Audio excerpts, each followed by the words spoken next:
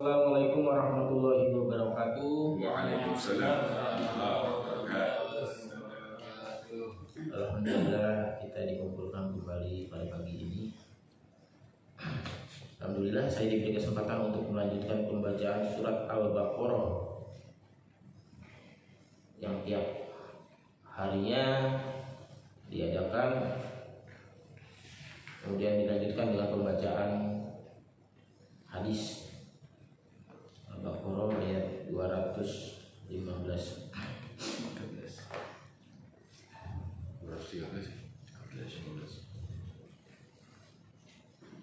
A'udzu billahi minasyaitonir rajim. Bismillahirrahmanirrahim.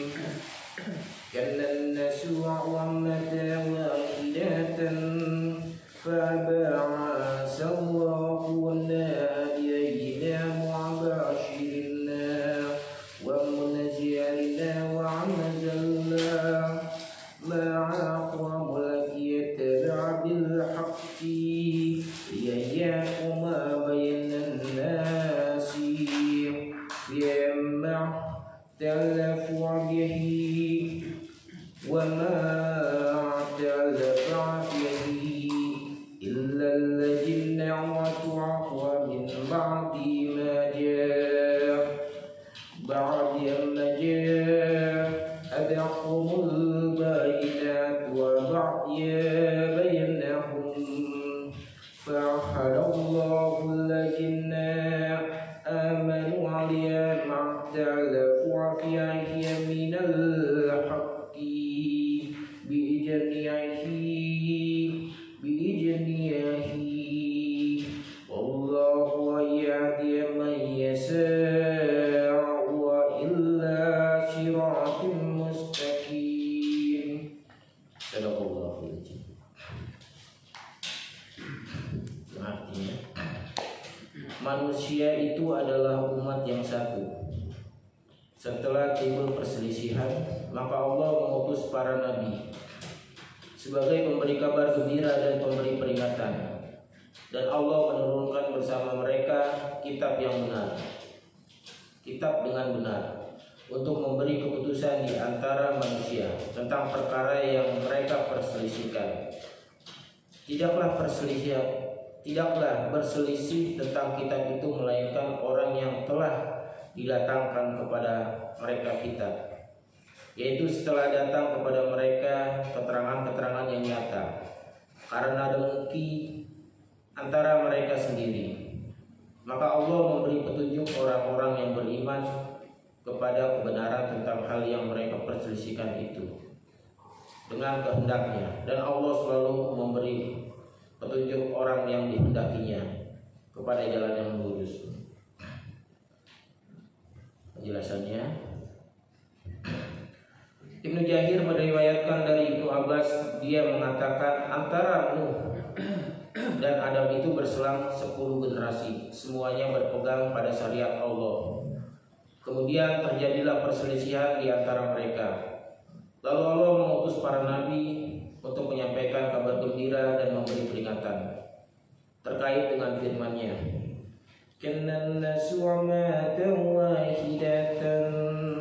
Manusia itu adalah umat yang satu. Abu Razak berkata, Muammar memberikan kami dari Qatadah, dia berkata, mereka semua dalam petunjuk, kemudian mereka pun berselisih.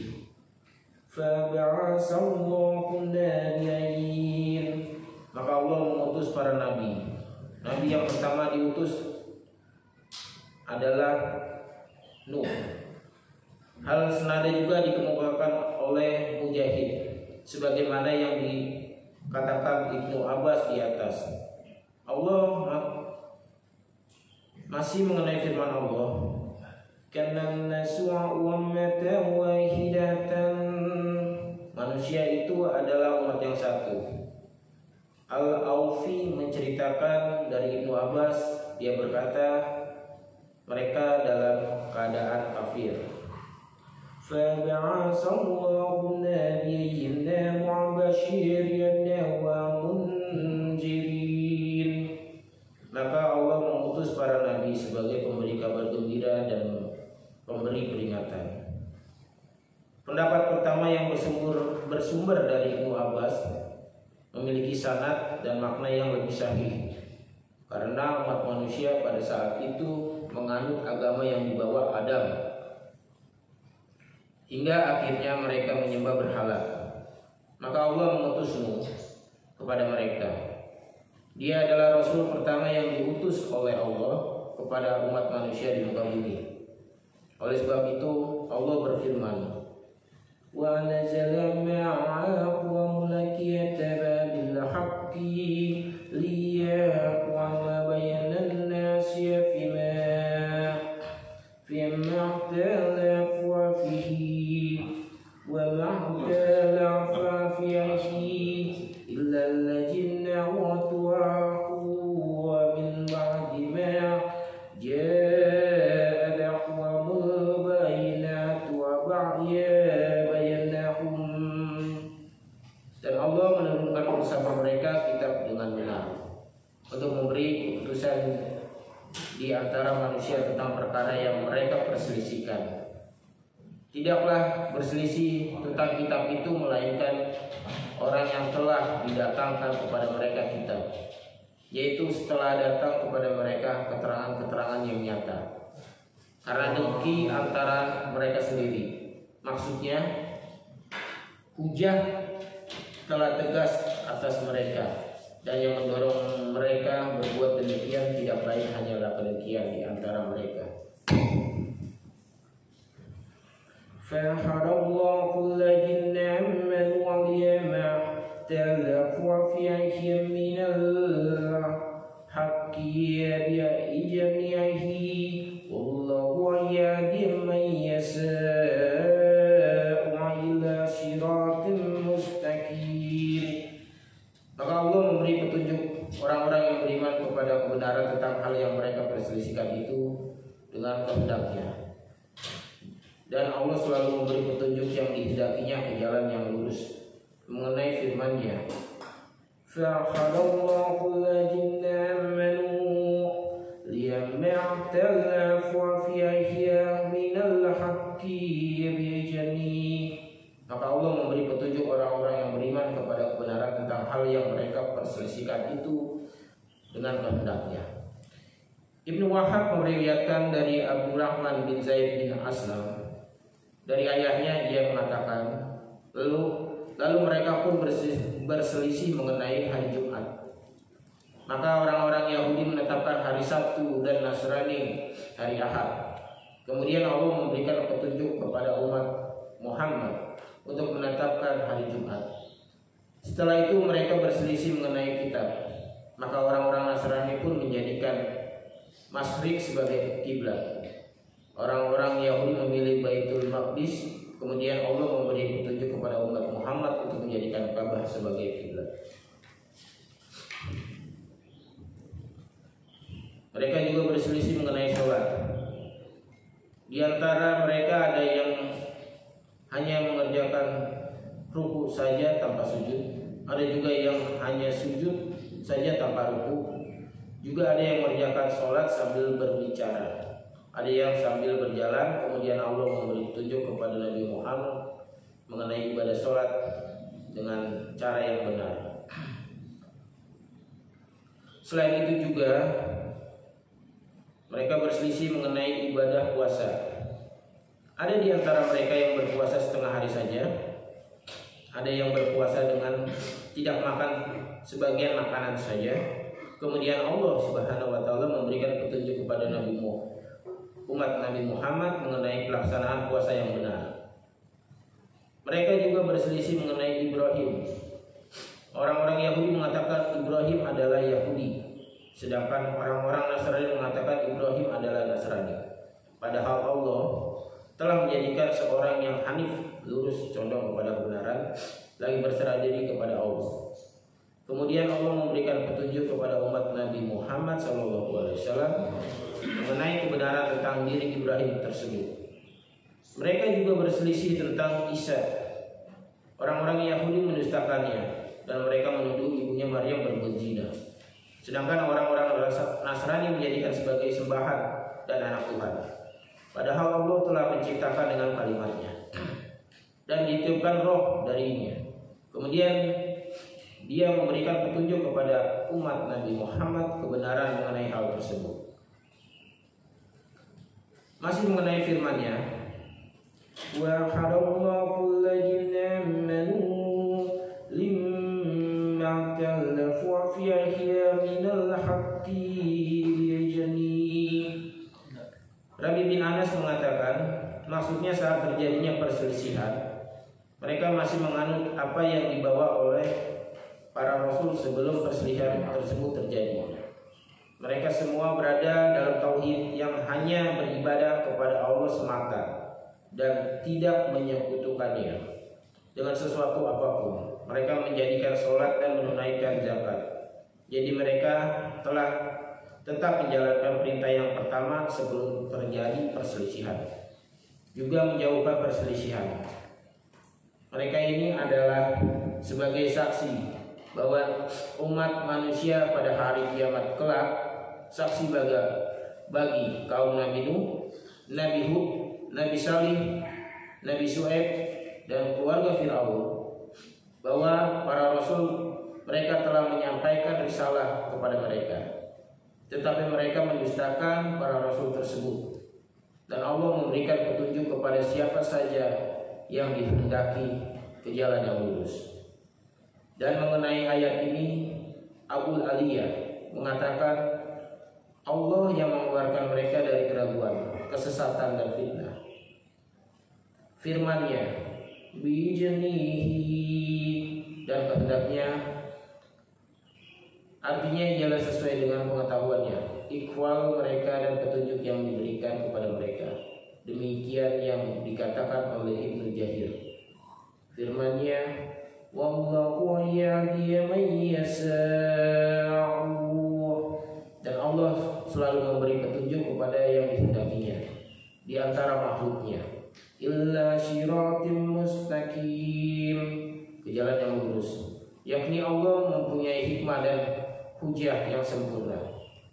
Dalam kitab Sahih Al-Bukhari dan Sahih Muslim diriwayatkan dalam hadis dari Aisyah bahwa Rasulullah SAW jika bangun malam dan mengerjakan sholat selalu mengucapkan, Allahumma radiyya ila wa mi'aka ila wa israfika wa israfila fatira samawati wal aradi ailal khayadi was sahadati anata tahkumu bayna ibadika fiyama kanu fiyahi ya'talifun i'adi ni'alima wa'tualifa fiyahi minal haqqi bi'ijniyaka innaka ta'di man tasa'u illa sirati mustaqim. Ya Allah, ya Jibril, Mikail dan Israfil, pencipta langit dan bumi, yang mengetahui semua hal yang gaib dan yang nyata. Kemudian Engkau yang memberikan keputusan di antara hamba-hambamu tentang perkara yang mereka perselisihkan. Tunjukkanlah kepadaku kebenaran dari apa yang mereka perselisihkan itu dengan izin-Mu. Sesungguhnya Engkau memberikan petunjuk kepada siapa yang Engkau hendaki ke jalan yang lurus. Dalam doa yang diriwayatkan dari Rasulullah, Allahumma azinal haqqa warzuqna tiba'ahu wa arinal batila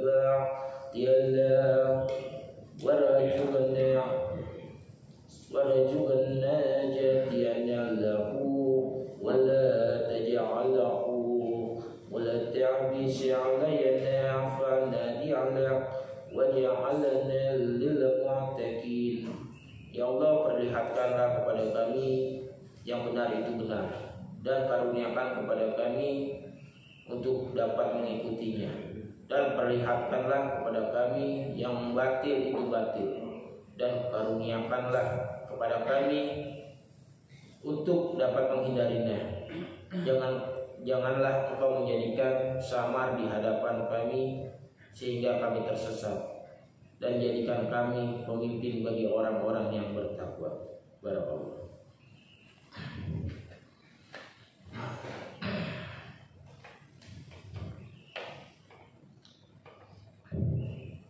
Kemudian saya membacakan hadis tentang bab menambah kebaikan di akhir usia. Dari Aisyah berkata, tidaklah Rasulullah SAW melakukan suatu sholat pun setelah turunnya ayat. Apabila telah datang pertolongan dari Allah dan kemenangan, melainkan dalam sholatnya beliau selalu membaca Subhanaka Rabbana wa bihamdika Allahumma firli. Maha suci Engkau wahai Rabb kami, seraya memuji kepadamu. Ya Allah, berilah aku ampunan. Muttafaq alaih. Penjelasan dalam riwayat lain terdapat di dalam kitab Sahih Al-Bukhari dan Sahih Muslim. Dari Aisyah disebutkan Rasulullah SAW ketika rukuk dan sujudnya memperbanyak bacaan Subhanallahumma rabbal wa hamdika Allahumma firli. Artinya, Maha suci Engkau ya Allah, wahai Rabb kami, seraya memuji kepadamu. Ya Allah, berilah aku ampunan. Beliau benar-benar mengamalkan isi Al-Quran. Maksudnya beliau mengamalkan segala hal yang diperintahkan dalam Al-Quran, yakni dalam firman Allah, "Wassabi' bihamdi rabbika wastaghfir." Maka bertasbihlah dengan memuji Rabbmu dan mohonlah ampunan kepadanya. Dalam riwayat Muslim disebutkan Rasulullah sebelum wafatnya memperbanyak bacaan Subhanaka Allahumma wa bihamdika astaghfiruka wa atubu ilaika. Maha suci Engkau ya Allah, seraya memuji kepadamu, saya memohon ampunan kepadamu dan saya bertobat kepadamu. Aisyah berkata, wahai Rasulullah, apa arti kalimat-kalimat yang saya melihatmu membacanya? Beliau bersabda, itu dijadikan sebagai tanda bagiku untuk umatku. Jika saya telah melihat tanda tersebut, maka saya membacanya. Beliau membaca surat An-Nas itu sampai selesai. Dalam riwayat Muslim lainnya disebutkan Rasulullah memperbanyak bacaan Subhanakallahumma wa bihamdika astaghfiruka wa atubu ilaik. Maha suci Engkau ya Allah, seraya memuji kepadamu, saya memohon ampunan kepadamu dan saya bertobat kepadamu. Aisyah berkata, ya Rasulullah, saya melihat Engkau selalu memperbanyak bacaan Subhanallahi wa bihamdihi astaghfirullah wa atubu ilaih. Lalu beliau menjawab, Rabbku telah memberitahu kepada aku bahwasannya aku akan melihat suatu tanda untuk umatku. Jika aku telah melihatnya, maka aku memperbanyak bacaan Subhanallahi wa bihamdihi astaghfirullah wa atubu ilaih. Dan sungguh aku telah melihat tanda-tanda tersebut. Yang dimaksud apabila telah datang pertolongan Allah dan kemenangan, yakni pembebasan kota Mekah. Dan kau melihat manusia berbondong-bondong masuk agama Allah, maka bertasbihlah dengan memuji Rabb dan mohonlah ampunan kepadanya. Sungguh Dia Maha Pemberi Tobat. Intisari hadis, Nabi SAW senantiasa membiasakan membaca tasbih, tahmid dan istighfar di dalam rukuk, sujud dan pada waktu-waktu dan kondisi-kondisi yang mulia. Kedua, ketundukan Nabi SAW terhadap Rabb-Nya, bersimpuhnya beliau di haribahnya, dan melihat kekurangan beliau dalam memenuhi tugas seorang hamba dan hak rububiyah. Ketiga, anjuran untuk senantiasa menambah kebaikan di penghujung usia. Alhamdulillah, barakallah. Untuk pembacaan ayat suci Al-Quran dan hadis hari ini selesai. Jangan lupa untuk diamalkan. Semoga ini menjadi petunjuk yang baik bagi kehidupan kita, bagi keluarga kita, dan bagi lingkungan, agar tetap selalu terjaga ukhuwah Islamiyahnya. Saya akhiri. Assalamualaikum warahmatullahi wabarakatuh. Waalaikumsalam.